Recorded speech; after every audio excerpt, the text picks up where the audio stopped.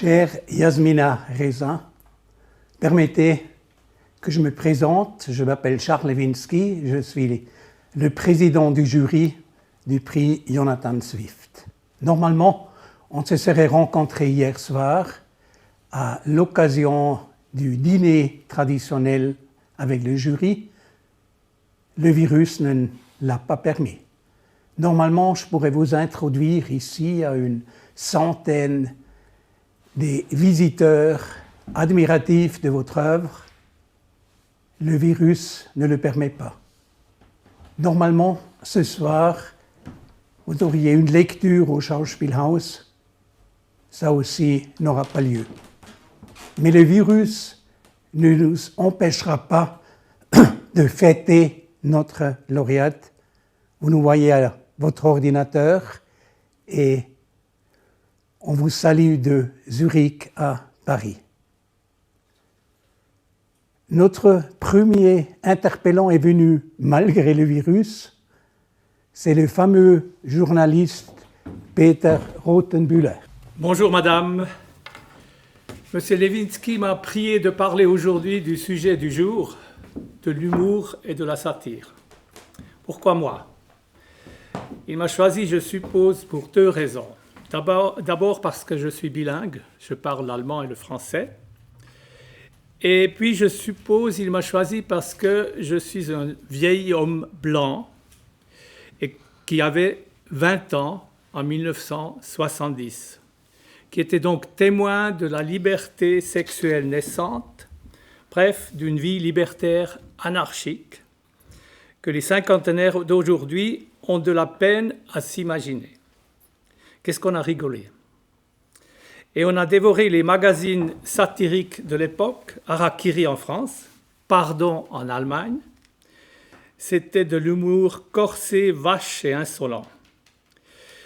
Donc vous comprendrez, vu mon propre passé, que je suis resté fan inconditionnel de Vladimir Nabokov, de Roman Polanski et de Kevin Spacey. Enfin, j'étais immédiatement inspiré par l'invitation de M. Lewinsky parce qu'il m'a dit que l'événement aurait lieu le 15 novembre. La date m'a rappelé un autre discours que j'avais tenu il y a exactement 5 ans, le 13 novembre 2015, et qui avait une relation directe avec notre sujet, l'humour, et qui avait des suites atroces. Il y a 5 ans, à 2 jours près, je devais parler des fractures de notre société. C'était le sujet d'un séminaire avec un parterre de 300 personnalités de choix. J'ai dit que la fracture entre pauvres et riches, entre gauche et droite, entre perdants et gagnants de la globalisation, a un peu disparu derrière une véritable guerre qui ne fait pas ces distinctions. Une idéologie religieuse conquérante qui nous envoie ses soldats pour nous attaquer à la bombe et à la Kalachnikov. Que nous sommes tous les cibles potentielles de leur guerre. Et avant tout les humoristes. Et j'ai lu la longue liste de tous les attentats islamistes perpétrés au nom d'Allah depuis l'attentat contre Charlie Hebdo du 7 janvier 2015. Depuis ce jour funeste où des tueurs islamistes ont abattu à la Kalachnikov 12 humoristes, des dessinateurs et des rédacteurs de magazines et blessé gravement 11. Parce que Charlie Hebdo avait publié des caricatures du prophète, jugées blasphématoires, donc condamnables. Il faut que les humoristes meurent. J'ai comptabilisé le nombre de morts depuis cet attentat, c'est devenu une très longue liste. Les gens étaient étonnés. Quoi ? Autant ?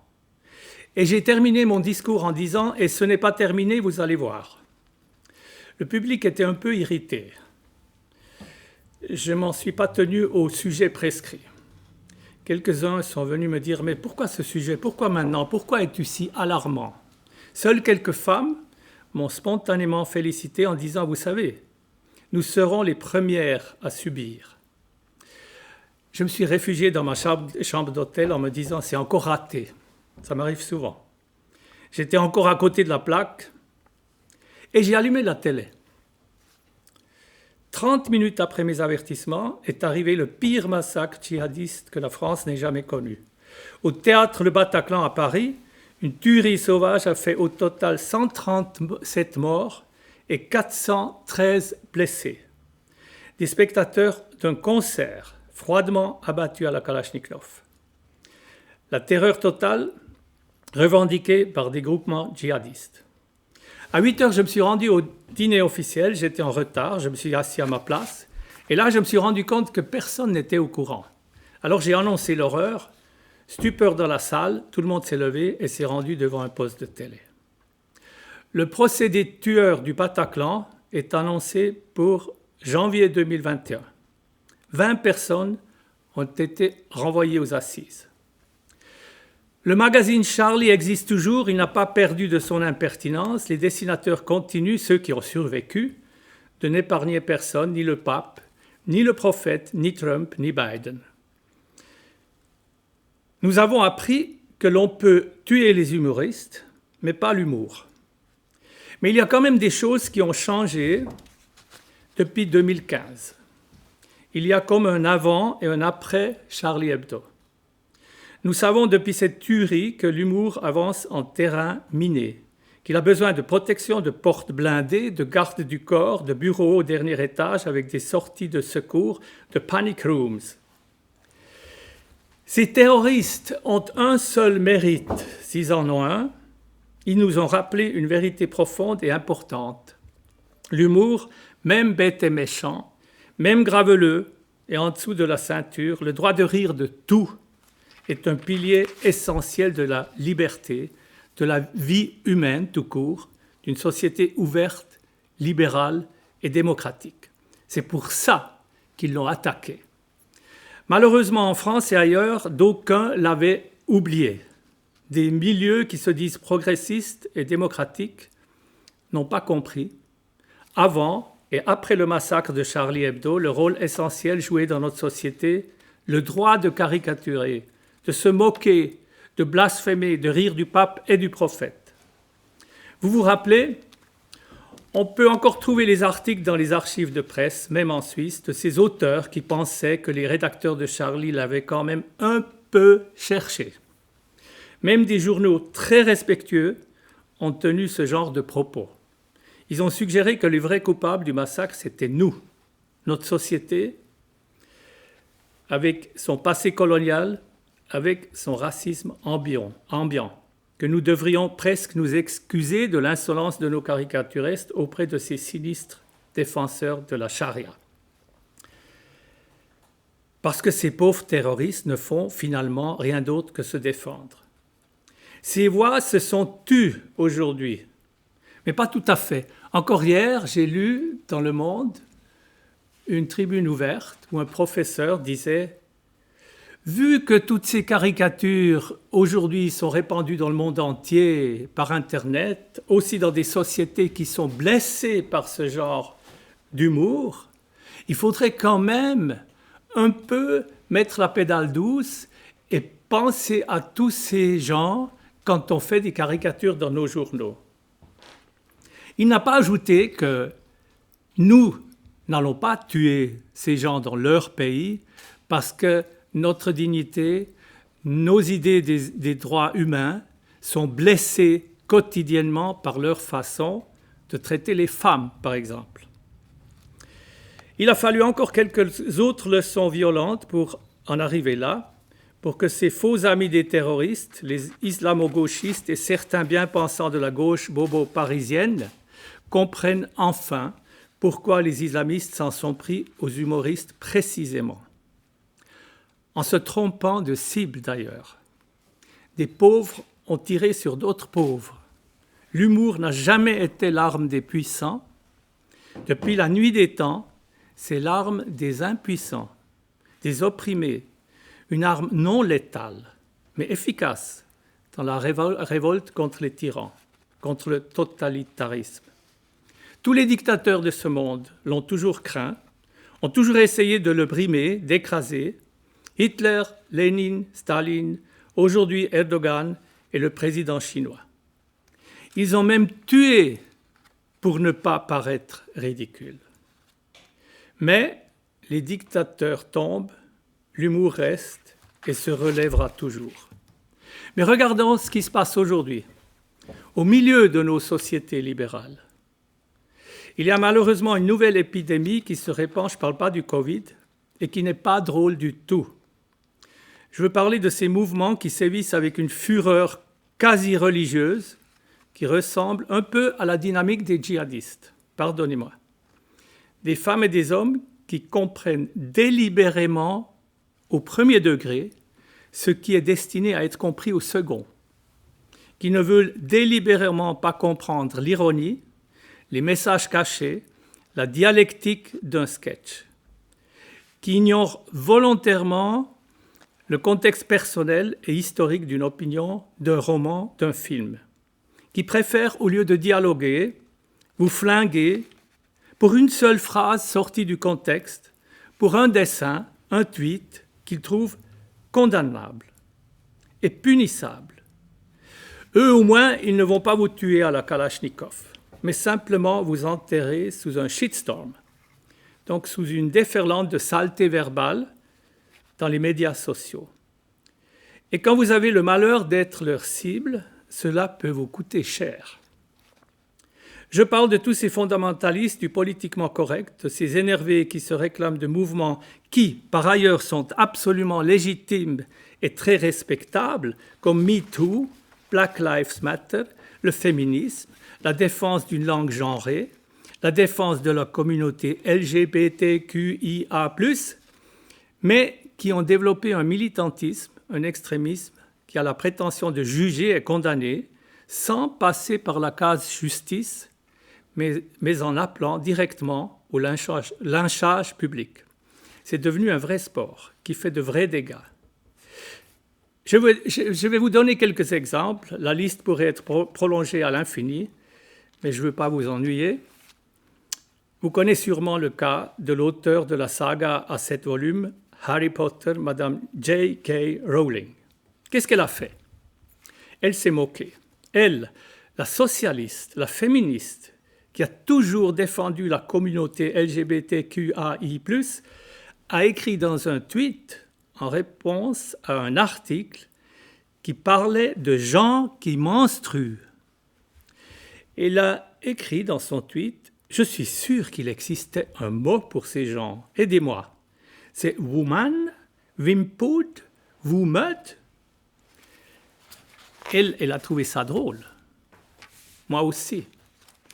Pas les gardiens de la foi, de la politique du genre.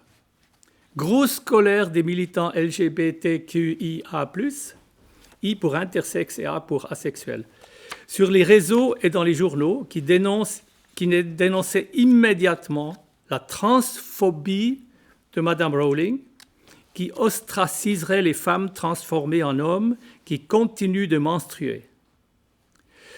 L'auteur a subi un shitstorm sans limite. Elle a été attaquée, menacée, discréditée, condamnée, même par les jeunes acteurs qui ont joué dans les films Harry Potter.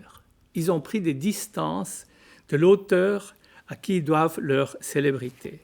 Les fan clubs ont recommandé de ne plus lire ses livres. Une école baptisée Rowling a changé de nom. Les films basés sur ces romans ont disparu de certaines plateformes.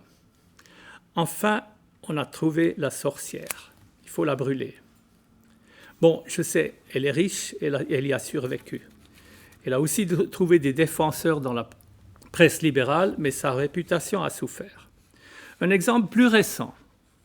Le grand éditeur allemand S. Fischer Verlag a viré une écrivaine réputée de 79 ans, 78 ans, Madame Monica Marron.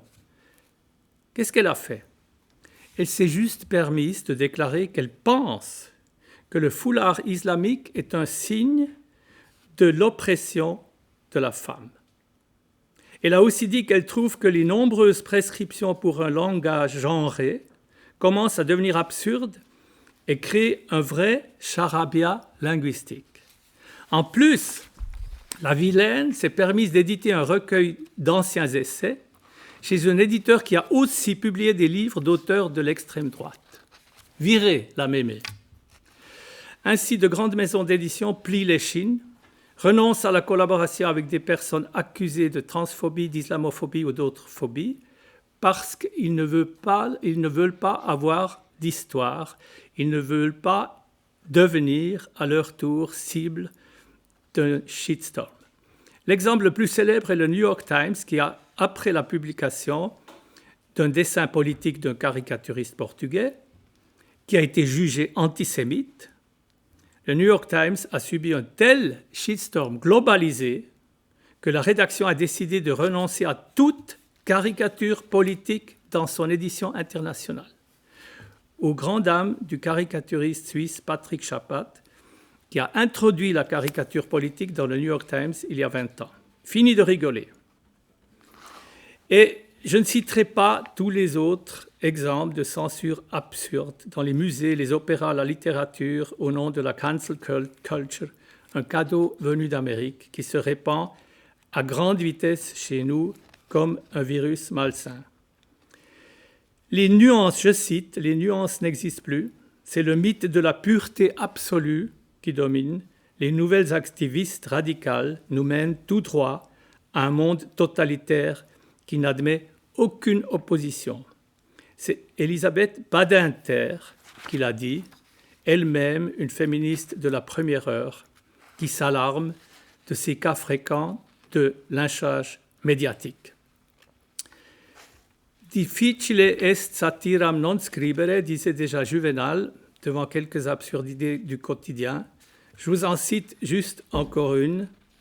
Dans une école primaire de Berne, une paroi est depuis 1949 ornée de beaux portraits peints par deux artistes socialistes qui représentent chacun une lettre de l'alphabet. Sur demande de certains parents soutenus par des experts d'art de la ville, les tableaux C, chinois, I, indien, et N, noir, ont été enlevés et remplacés par des illustrations plus neutres. Coût de l'opération, 100 000 francs. Les 3 personnes rayées de l'alphabet ont été peintes avec beaucoup de respect. Elles ont fière allure sur leur tableau. Mais l'experte d'art de la ville de Berne a trouvé que même la représentation d'une couleur de peau ethniquement identifiable constitue un acte de discrimination. À la trappe, l'Indien, le Chinois et le Noir. Je pourrais vous parler des activistes qui veulent déboulonner toutes les statues de grands hommes sur nos places parce qu'ils auraient profité à leur époque de l'esclavagisme. Je vous passe les histoires des 3 petits cochons qui ont été rayés des écoles. Ce qui me fait réfléchir et me fait un peu de peine dans tout ça, c'est notre réaction molle face à cette censure, cette façon de tordre le cou à l'histoire. Cette passivité, cette soumission, cette façon d'avoir immédiatement mauvaise conscience, se sentir coupable, se plier aux exigences de ces minorités furieuses qui demandent que leur vérité devienne la norme. Je vais abréger et j'arrive à une histoire qui vous concerne directement et qui montre dans quelle ambiance, dans quelle atmosphère nous vivons aujourd'hui. Quelques semaines après l'invitation de M. Lewinsky,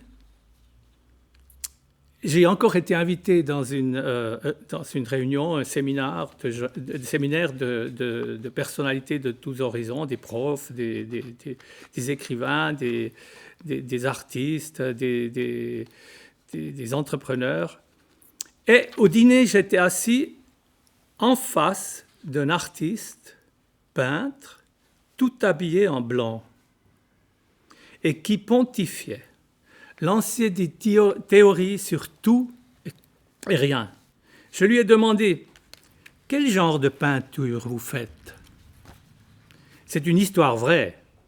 Il me répond « Des monochromes ». Je lui demande « De quelle couleur ?» Il me dit « Blanc ». Je dis « Blanc ou blanc cassé ou blanc avec des nuances ?» Il me dit « Blanc. Le vrai art, c'est de réussir à faire le même blanc partout. » Alors je lui disais « Tu connais la pièce de Yasmina Reza ? Art. » Non. Il existe encore à Zurich des gens qui n'ont pas vu votre pièce, alors qu'il a été joué à Zurich. Bref, je lui ai fait un résumé et lui ai dit « Tu dois absolument la lire ou regarder cette pièce ». Donc c'est un gars qui achète un tableau monochrome blanc pour 50 briques et le montre à un ami qui lui dit que c'est insensé d'acheter un tableau blanc, juste blanc, pour 50 briques. Et je me suis écroulé de rire en lui racontant ça. Lui pas. Au contraire. Et là, je me suis rendu compte qu'il n'a pas du tout, mais pas du tout apprécié mon récit. Il a pensé que je me moquais de lui et de son art. Il m'a carrément agressé, tout juste qu'il ne m'a pas tapé. Ta pièce, oui, il a dit ta pièce, merci. C'est de la pure arrogance, écrit par un ignorant qui déteste l'art. Je connais la musique, je ne fais pas mes tableaux pour des cons. Voilà pour votre poire.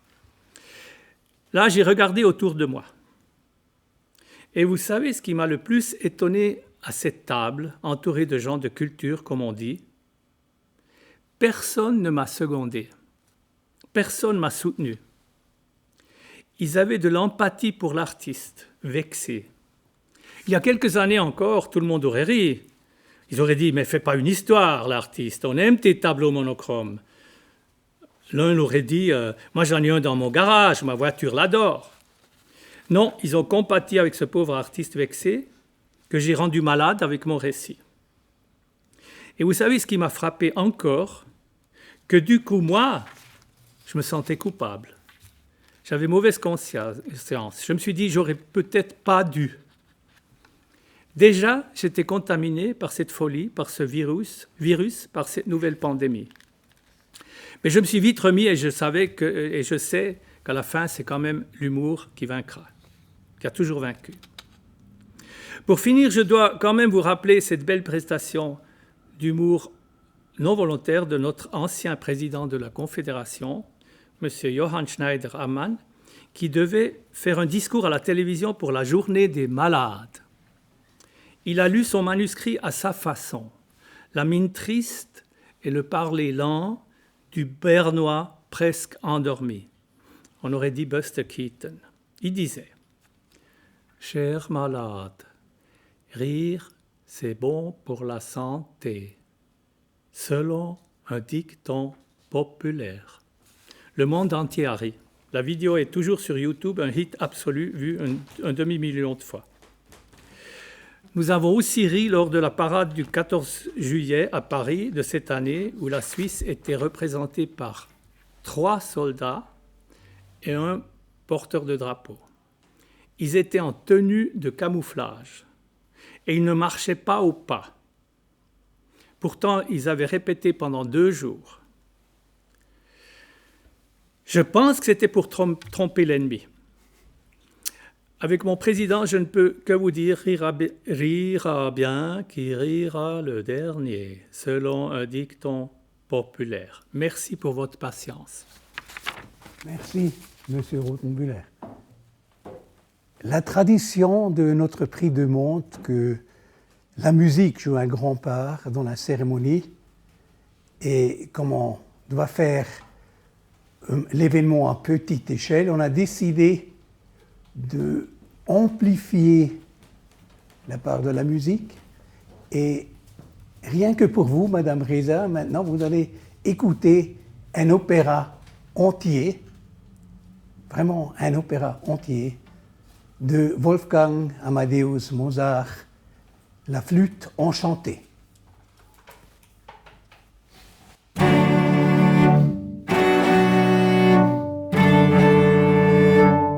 Ouverture. Entrée des premiers violons. Papageno Loisler.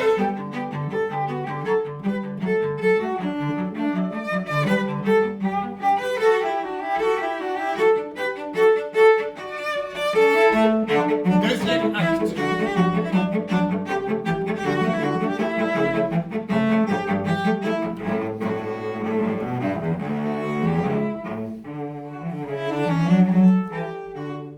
Entr'acte.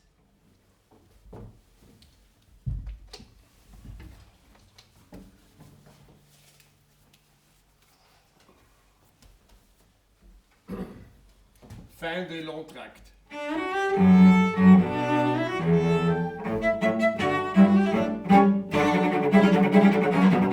Reine de la nuit. Finale.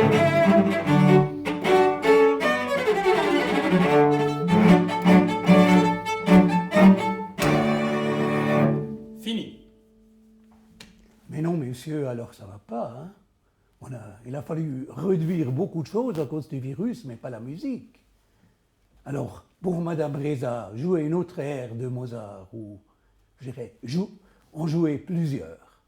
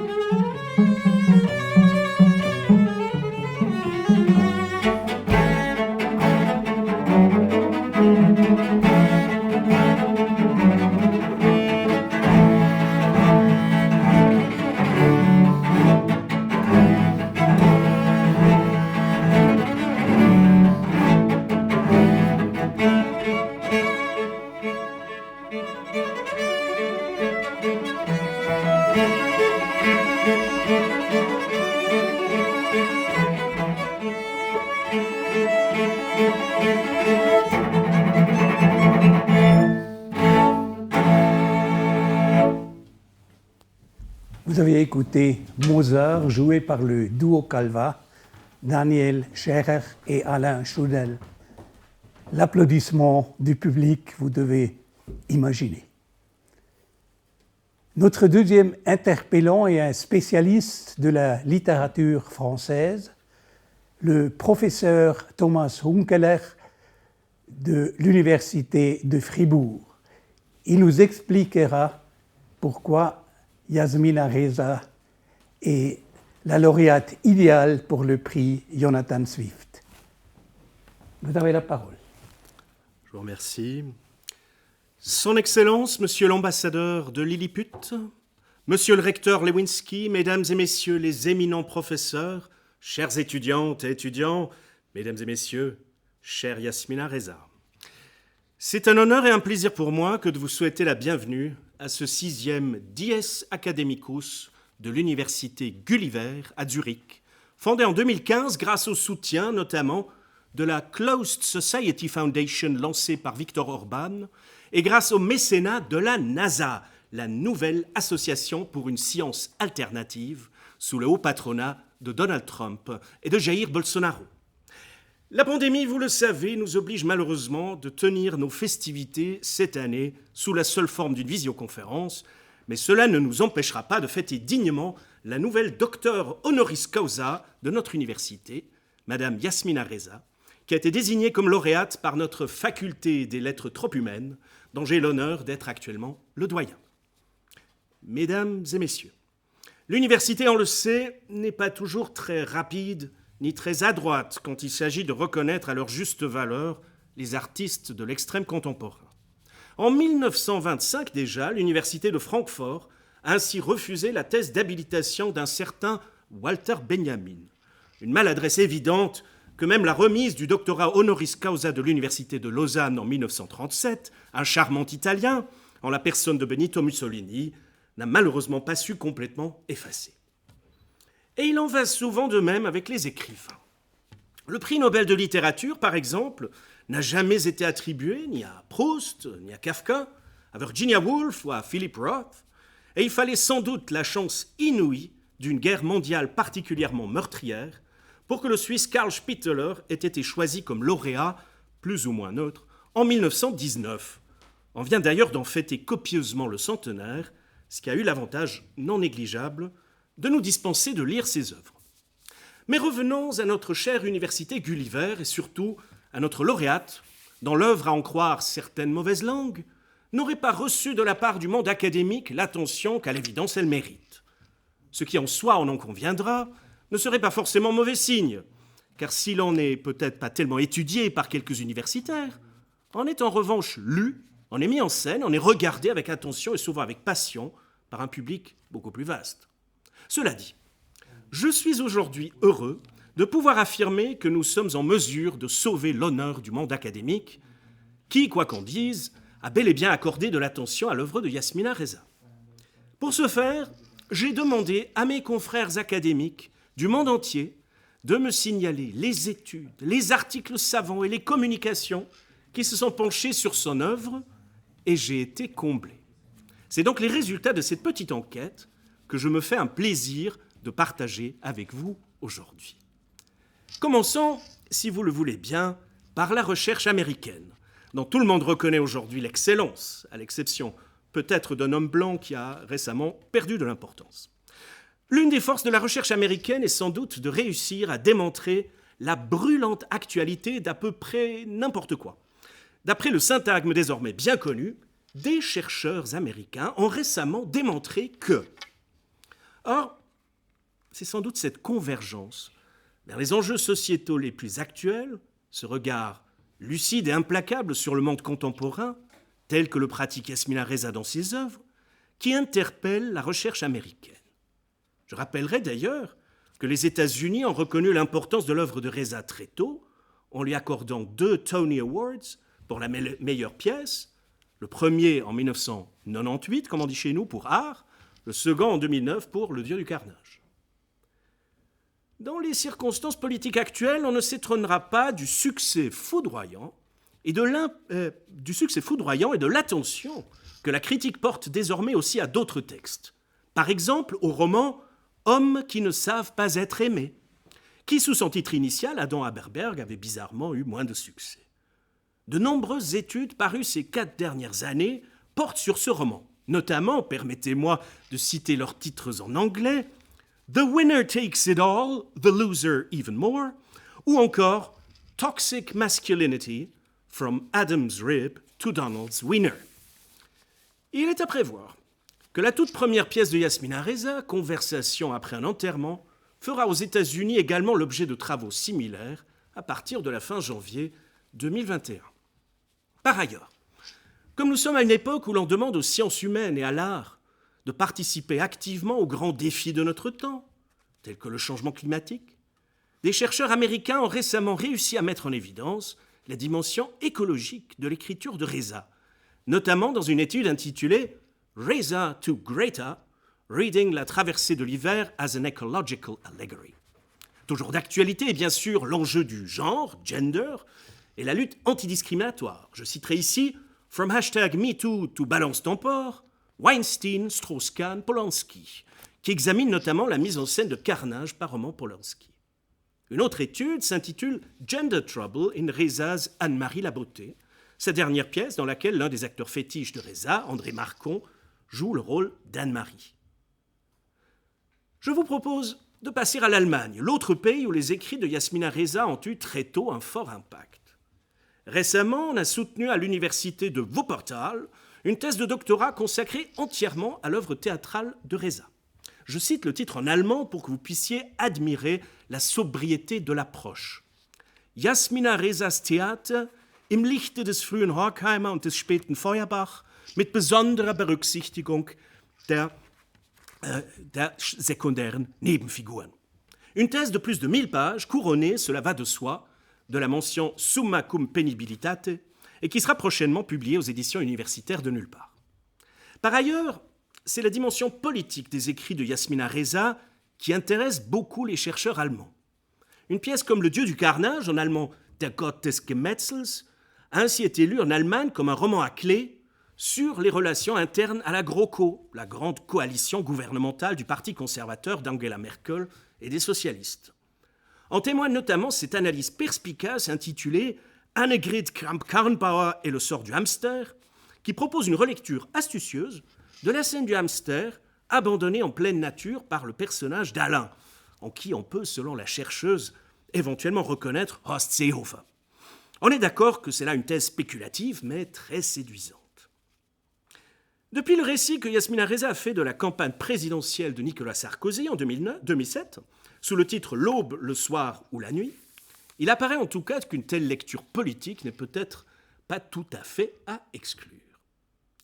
Venons-en à la Suisse, laquelle, j'ai le regret de l'avouer, ne s'est pas encore particulièrement illustrée dans le domaine des études résaciennes, alors même que ses pièces de théâtre y ont également connu un beau succès. Signalons néanmoins une traduction en rhétoromanche du roman Heureux les heureux, Allegra per ils allegers, transposé par l'écrivain Arno Kamenisch et publié aux éditions Subventions Acquar. On nous annonce par ailleurs la parution prochaine dans une collection satirique de Falscher Sako echte Reza, qui constitue la suite attendue depuis longtemps de Falscher Mao echte Goethe aux éditions de la Neue Zürcher Zeitung. Une particularité suisse est sans doute l'intérêt des études gastronomiques pour notre auteur, car on nous signale une étude sur la représentation de la raclette chez Reza, dans la fondue valaisanne Fondant et compagnie, ainsi qu'une performance artistique à la Kronenhalle de Zurich intitulée Der Gott des Geschnetzelten, qui n'a malheureusement pas encore pu avoir lieu en raison de la pandémie. Pour finir, évoquant le cas du pays d'origine de notre auteur, où son succès auprès d'un public international a longtemps fait obstacle à sa reconnaissance académique. Mais cette situation est là encore en train de changer depuis une nouvelle mise en scène de la célèbre pièce Art, où les acteurs portent désormais des gilets jaunes. D'ailleurs, la toile blanche du texte original a également été remplacée, dans un souci d'actualisation, par une caricature tirée du journal Charlie Hebdo, ce qui a eu comme effet collatéral que le théâtre est désormais non seulement fermé pour cause de Covid, mais aussi sous haute surveillance par la gendarmerie. En revanche, l'auteur a, semble-t-il, refusé le changement de titre voulu par le metteur en scène, à savoir, au lieu de art, marre. On peut la comprendre. Pour conclure, je vous propose de jeter un coup d'œil sur les textes à venir. De sources bien informées, mais qui doivent évidemment rester anonymes, nous avons appris que Yasmina Reza serait en train d'écrire une nouvelle pièce de théâtre dans laquelle plusieurs figures du monde politique se retrouvent dans un hôpital de fortune en pleine pandémie en attendant d'être vaccinés. Parmi les protagonistes figurerait, à ce qu'il semble, un jeune président de la République et son épouse, Marine Le Pen et son cher papa, ainsi qu'un étrange médecin suisse qui, à la fin de la pièce, saute dans une rivière. On ne sait pas encore, en revanche, s'il s'agira là d'une comédie ou d'une tragédie. Le suspens reste donc intact. Dans ce sens, mesdames et messieurs, vive Yasmina Reza, vive la République des lettres. Merci, professeur. Et maintenant, le moment que me fait toujours le plus grand plaisir, la remise du prix au lauréat. Malheureusement, ça aussi va être seulement virtuel. Alors, imaginez que vous vous approchez, que vous montez sur scène, que je vous remets ce joli prix. Vous l'auriez par courrier. Je vais maintenant vous lire l'explication officielle du jury pourquoi vous êtes la lauréate idéale pour ce prix. Ein Tusch, bitte.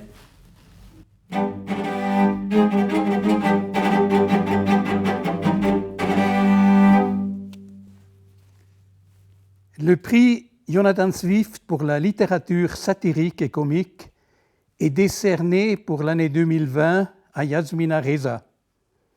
Le jury, composé de l'auteur Charles Lewinsky, de l'éditrice Nele Kechel et du créateur de livres Gerd Hafmans, écrit dans sa justification « Elle n'écrit pas des textes comiques ou satiriques. Pourtant, sa capacité à observer et à décrire minutieusement hommes et situations suscite automatiquement dans son œuvre le comique et la satire. C'est la raison pour laquelle le jury lui décerne le prix Jonathan Swift 2020. » Et une autre tradition, à la fin de la cérémonie, la parole est donnée à la lauréate, espérant que la technologie la rendra possible. Vous avez la parole, Yasmina Reza. Alors, bonjour, j'espère que vous m'entendez. La technique rend peut-être possible d'entendre ma voix. Malheureusement, la technique ne m'a pas permis, moi, de regarder la cérémonie parce que le lien qui était censé vous montrer en direct m'a montré un tableau noir avec vidéo non disponible.